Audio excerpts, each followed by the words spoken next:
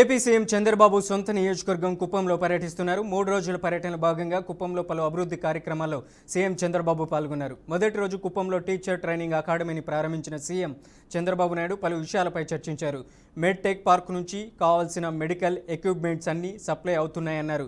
తాను తయారు చేసిన జీనమ్ వ్యాలీలోని భారత్ బయోటెక్ నుంచి 100 దేశాలకు వ్యాక్సిన్ పంపామన్నారు.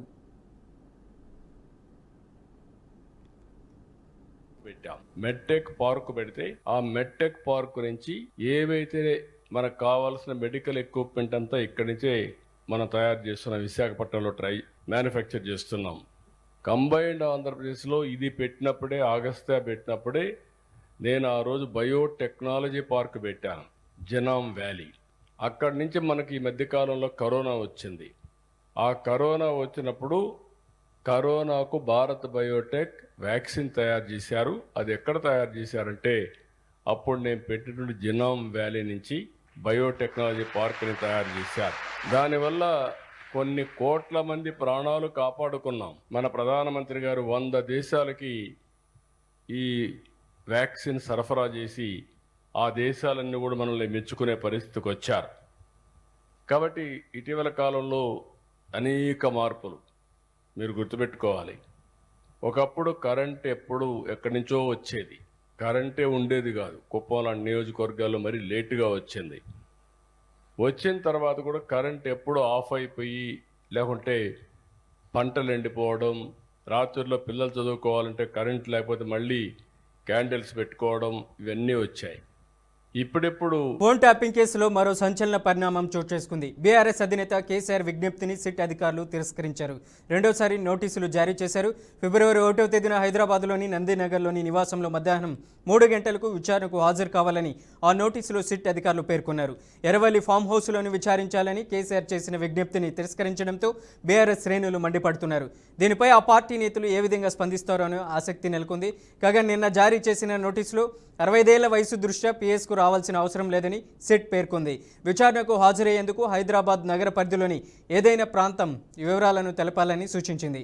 అయితే కేసీఆర్ మాత్రం ఫామ్ హౌస్లో విచారించాలని సిట్కు లేఖ రాశారు. ఆయన విజ్ఞప్తిని తిరస్కరించిన సిట్ దీంతో నగర పరిధిలోని విచారించాలని ఫిక్స్ అయింది. ఈ క్రమంలోని నందినగర్ నివాసాన్ని ఫైనల్ చేసినట్లు సమాచారం. ఈ కేసులో ఇటీవలే మాజీ మంత్రులు హరీష్ రావు, కేటీఆర్తో పాటు మాజీ ఎంపీ సంతోష్ రావును సిట్ విచారించిన విషయం తెలిసిందే.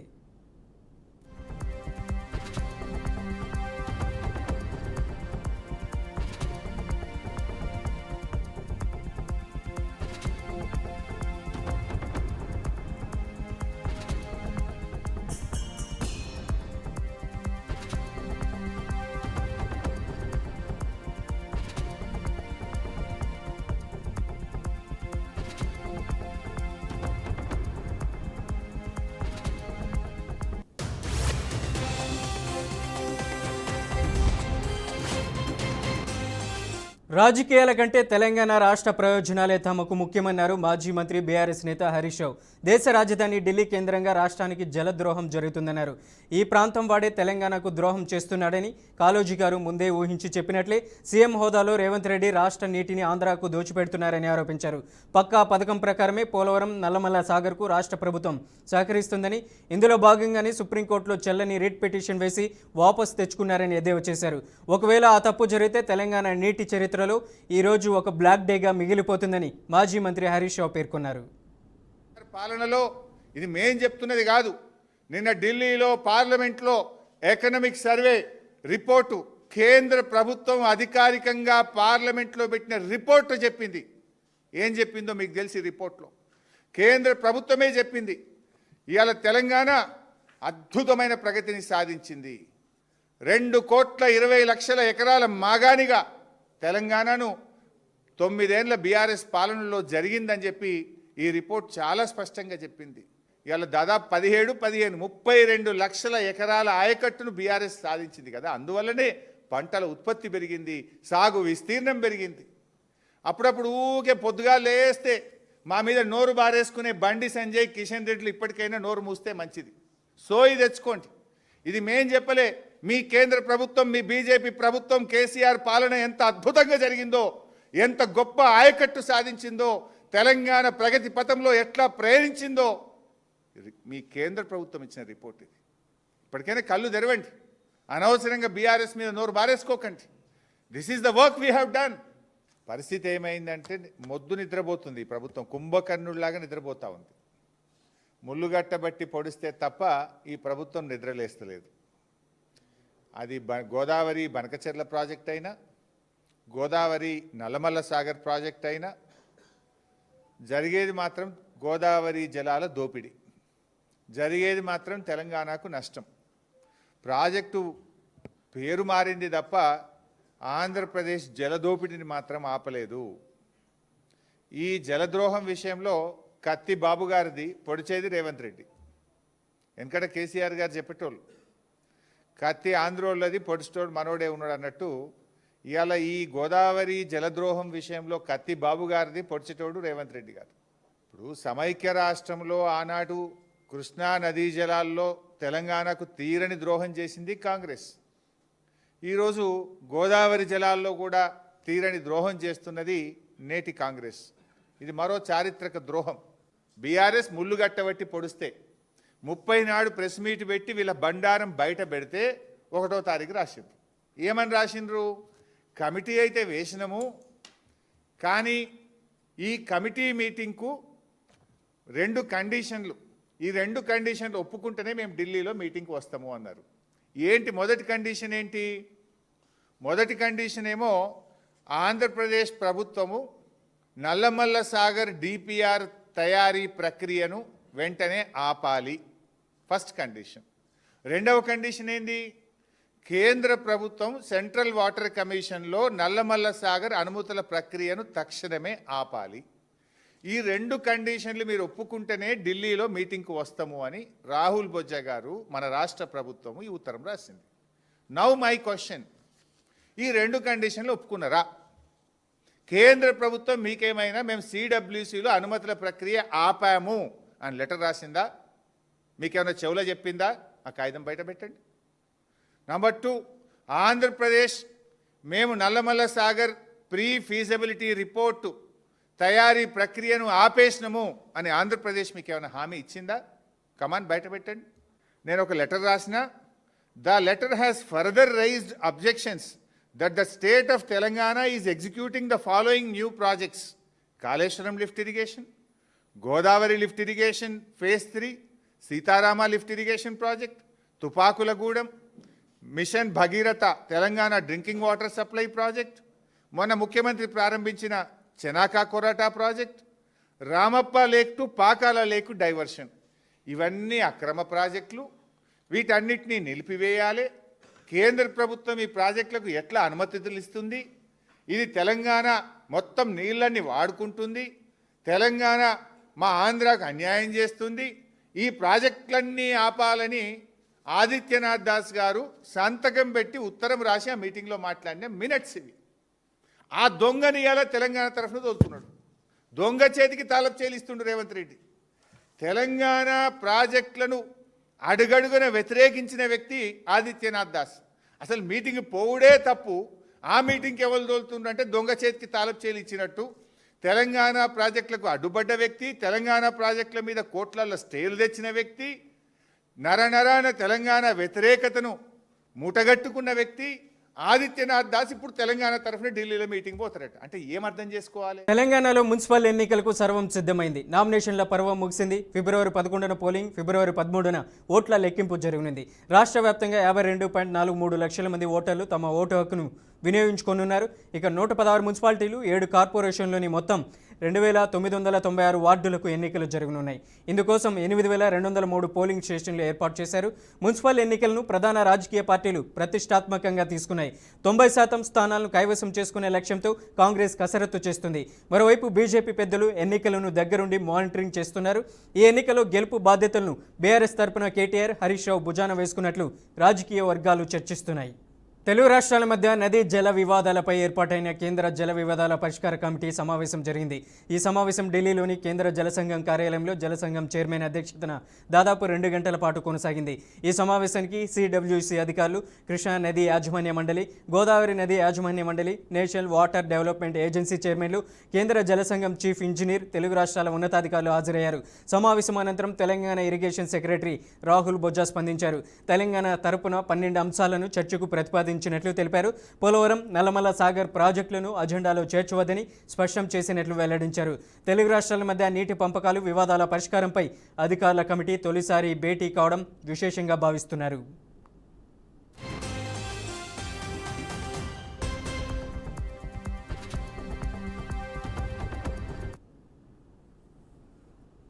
ఏపీలో ఉద్యోగాల కోసం ఎదురు చూస్తున్న నిరుద్యోగ యువతకు ప్రభుత్వం తీపి కబురు అందించేందుకు సిద్ధమవుతుంది. ఎంతో కాలంగా ఎదురు చూస్తున్న జాబ్ క్యాలెండర్ను ఉగాది నాటికి విడుదల చేయాలనే లక్ష్యంగా పెట్టుకొని కసరత్తు ముమ్మరం చేసింది. దీనికోసం వివిధ ప్రభుత్వ శాఖలో ఉన్న ఖాళీల వివరాలను సేకరించే పనిలో అధికారులు నిమగ్నమయ్యారు. ప్రతి ఏటా ప్రభుత్వ శాఖలోని ఖాళీలను గుర్తించి వాటి భర్తీకి జాబ్ క్యాలెండర్ విడుదల చేయాలని ప్రభుత్వం భావిస్తుంది. ఇందులో భాగంగా ప్రస్తుతం అన్ని శాఖల నుంచి ఖాళీల జాబితాను తెప్పించుకుంటుంది. అయితే కొత్త ఉద్యోగాల భర్తీ వల్ల ప్రభుత్వ ఖజానాపై పడే ఆర్థిక భారాన్ని కూడా జాగ్రత్తగా అంచనా వేస్తున్నారు. ఈ ప్రక్రియ మొత్తం పూర్తయ్యాకే జాబ్ క్యాలెండర్పై తుది ప్రకటన చేయనున్నట్లు సమాచారం.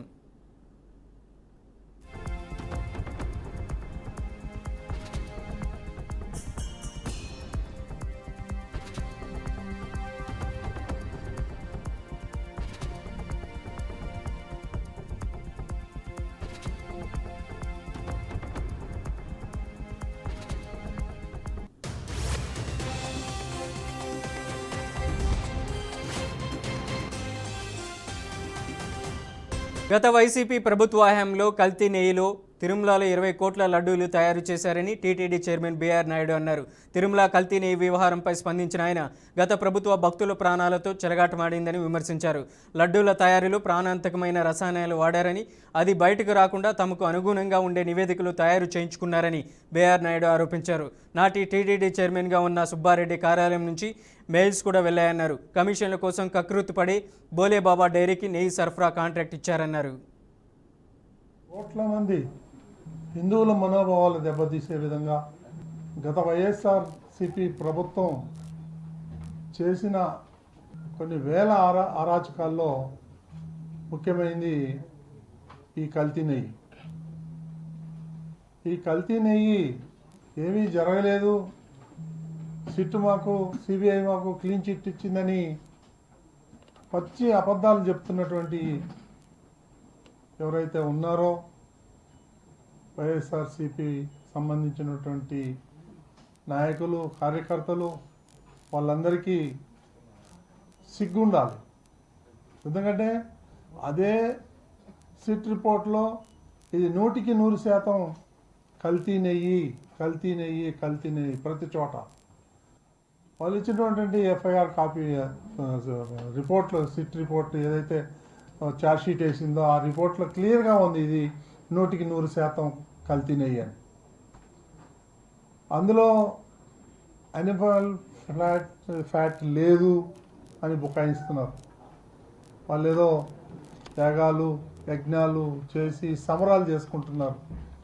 వాళ్ళందరూ కూడా ఈరోజు హిందూ సమాజానికి బేషరతుగా జగన్మోహన్ రెడ్డితో సహా వాళ్ళు ఎవరైతే ఉన్నారో వాళ్ళ గ్యాంగ్, డకాయిట్ గ్యాంగ్, గజ దొంగలు ఎవరైతే ఉన్నారో వాళ్ళందరూ కూడా క్షమాపణ చెప్పాలి జాతికి, హిందూ జాతికి అని చెప్పి. ఎమ్మెల్యేల అనర్హత పిటిషన్ విచారణపై కౌశిక్ రెడ్డి స్పందించారు. విచారణకు బీఆర్ఎస్ తరపున తాను హాజరయ్యానని, అయితే పిటిషన్ వేసిన బీజేపీ ఎమ్మెల్యే మహేశ్వర్ రెడ్డి విచారణ ఎదుర్కొంటున్న కాంగ్రెస్ ఎమ్మెల్యే దానం నాగేందర్ గైర్హాజరయ్యానని తెలిపారు. వారి గైర్హాజరు బీజేపీ, కాంగ్రెస్ పార్టీల మధ్య ఉన్న తెర వెనుక రాజకీయ ఒప్పందాలను బయటపెట్టిందని విమర్శించారు. ఇక మినీ మేడారం జాతరలో జరిగిన ఇష్యూపై తీవ్రస్థాయిలో విమర్శలు చేశారు. ఈ ఘటనపై బాధ్యులైన పోలీసు అధికారులపై చర్యలు తీసుకోవాలని కోరుతూ స్పీకర్కు ఆయన ప్రివిలేజ్ మోషన్ అందజేశారు. ఈ సందర్భంగా కౌశిక్ రెడ్డి కీలక వ్యాఖ్యలు చేశారు. అధికార పార్టీ అండతో కొందరు అధికారులు వ్యవహరిస్తున్నారని విమర్శించారు. కౌశిక్ రెడ్డి తీరుపై మండిపడ్డ ఐపీఎస్ల సంఘం క్షమాపణలు చెప్పాలని కోరారు. మొత్తానికి పోలీసులకు క్షమాపణలు చెప్పిన కౌశిక్ రెడ్డి తాను ఉద్దేశపూర్వకంగా ఈ వ్యాఖ్యలు చేయలేదన్నారు.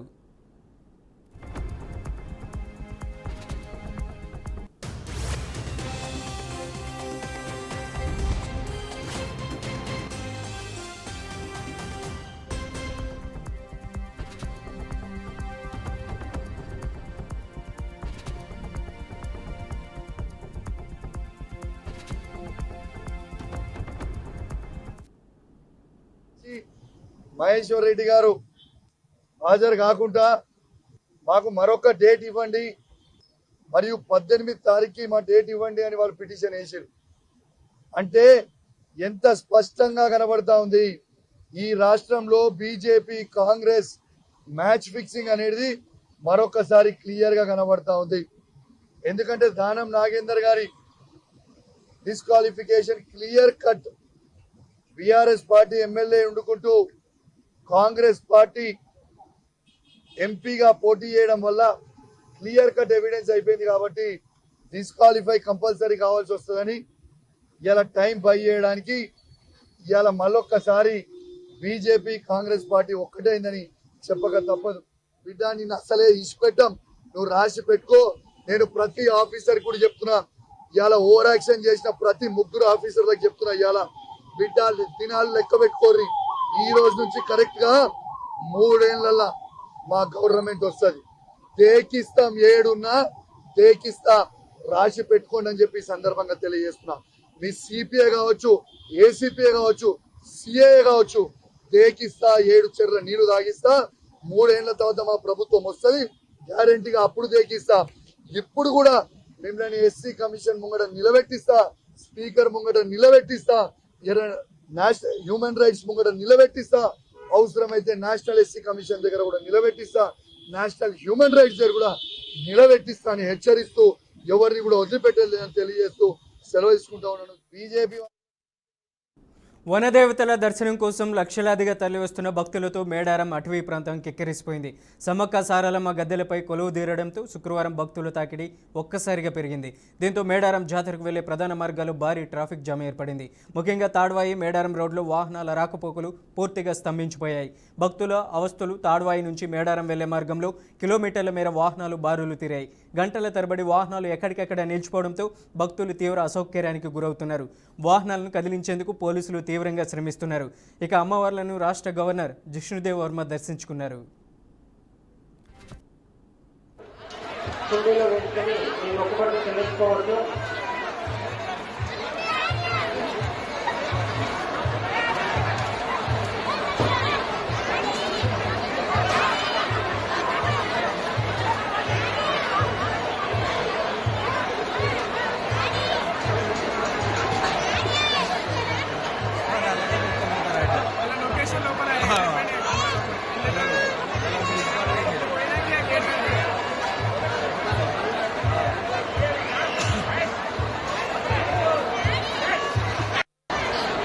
అందరికీ కూడా క్యూలైన్ మార్గం ద్వారా వచ్చిన వారికి మాత్రమే సులభతరమైన అమ్మవారి దర్శనాలు జరుగుతున్నాయి.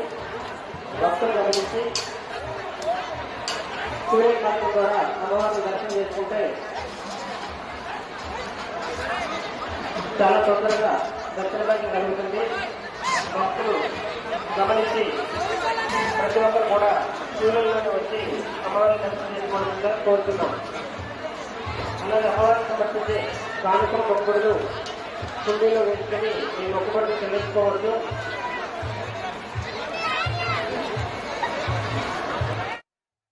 వనదేవతలు గద్దెలపైకి చేరడంతో మేడారం మహాజాతరలో అత్యంత కీలక ఘట్టం ఆవిష్కృతమైంది. మొక్కులు చెల్లించుకునేందుకు శుక్రవారం నాడు భక్తులు పోటెత్తడంతో మేడారం పరిసరాలన్నీ జనసంద్రంగా మారాయి. ఎటు చూసినా భక్తుల తలలే కనిపిస్తూ ఉండడంతో అధికారులకు రద్దీ నియంత్రణ సవాల్గా మారింది. భద్రత కట్టుదిట్టం. మరోవైపు జాతరకు వివిఐపీలు పెద్ద సంఖ్యలో తరలిస్తుండడంతో పోలీసులు భద్రతను మరింత కట్టుదిట్టం చేశారు. ఐజీ చంద్రశేఖర్ రెడ్డి నేతృత్వంలో 25 మంది ఐపీఎస్ అధికారులు భారీ సంఖ్యలో పోలీసు బలగాలు భద్రతా ఏర్పాట్లను ఎప్పటికప్పుడు పర్యవేక్షిస్తున్నాయి. ఈ నెల 28న వైభవంగా ప్రారంభమైన ఈ మహాజాతర 31వ తేదీన దేవతల వనప్రవేశంతో ముగియనుంది. భారత్కు స్వదేశీ విధానమే మూలస్తంభమని మహాత్మా గాంధీ నొక్కి చెప్పారని ప్రధాని మోదీ అన్నారు. జాతిపిత మహాత్మా గాంధీ 78వ వర్ధంతి సందర్భంగా జాతిపిత మహాత్మా గాంధీకి రాష్ట్రపతి ద్రౌపది ముర్ము, ప్రధాని నరేంద్ర మోదీ నివాళులర్పించారు. జాతిపిత మహాత్మా గాంధీ వర్ధంతి సందర్భంగా నివాళులర్పించడం సంతోషంగా ఉందని మోదీ అన్నారు. గాంధీ వ్యక్తిత్వం, విజయాలు ఎల్లప్పుడూ దేశస్థులను విధి మార్గాన్ని అనుసరించడానికి ప్రేరేపిస్తాయని ప్రధాని మోదీ తెలిపారు. మహారాష్ట్ర డిప్యూటీ సీఎంగా అజిత్ పవార్ భార్య సునేత్ర పవార్ ప్రమాణ స్వీకారం చేయనున్నారని సమాచారం. సీఎం దేవేంద్ర ఫడ్నవీస్తో ఎన్సీపీ నేతలు సమావేశమయ్యారు. సునేత్ర పవార్కు అత్యున్నత పదవి ఇవ్వాలని కోరినట్లు తెలిసింది. ఇక ఆమెకు ఎక్సైజ్, క్రీడా మంత్రిత్వ శాఖలు ఇచ్చే అవకాశం ఉంది. గతంలో రాష్ట్ర ఆర్థిక మంత్రిత్వ శాఖ అజిత్ పవార్ వద్ద ఉండేది. అయితే మార్చిలో బడ్జెట్ సమావేశాలు ఉన్నందున ఆర్థిక శాఖ తాత్కాలికంగా దేవేంద్ర ఫడ్నవీస్ వద్దే ఉంది. ఆ తర్వాత దీనిని ఎన్సీపీకి అప్పగించే అవకాశం ఉంది.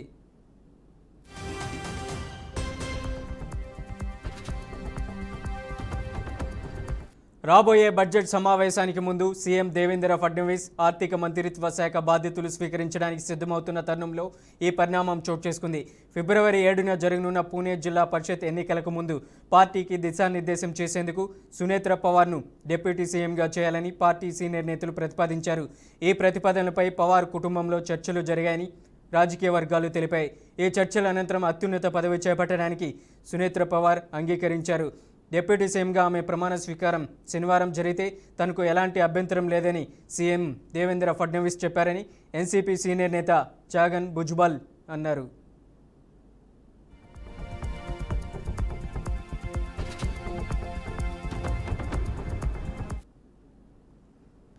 భారతదేశంలో 2 నిఫా వైరస్ కేసులు బయటపడడంతో ప్రపంచ ఆరోగ్య సంస్థ కీలక ప్రకటన చేసింది. దీనివల్ల పెద్దగా ప్రమాదం ఏమీ లేదని, ఆందోళన చెందాల్సిన అవసరం లేదని స్పష్టం చేసింది. భారత్లో నిఫా వైరస్ వ్యాప్తి చెందే అవకాశం చాలా తక్కువగా ఉంది. కాబట్టి ప్రయాణాలపై కానీ వ్యాపారాలపై కానీ ఎలాంటి ఆంక్షలు విధించాల్సిన అవసరం లేదని వరల్డ్ హెల్త్ ఆర్గనైజేషన్ చెప్పింది.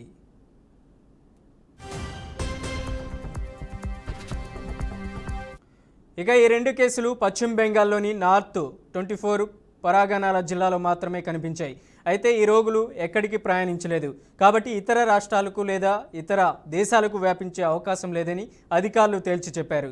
అంతేకాకుండా ఈ వైరస్ ఒక మనిషి నుంచి ఇంకొకరికి వేగంగా వ్యాపించినట్లు ఎలాంటి ఆధారాలు లేవు.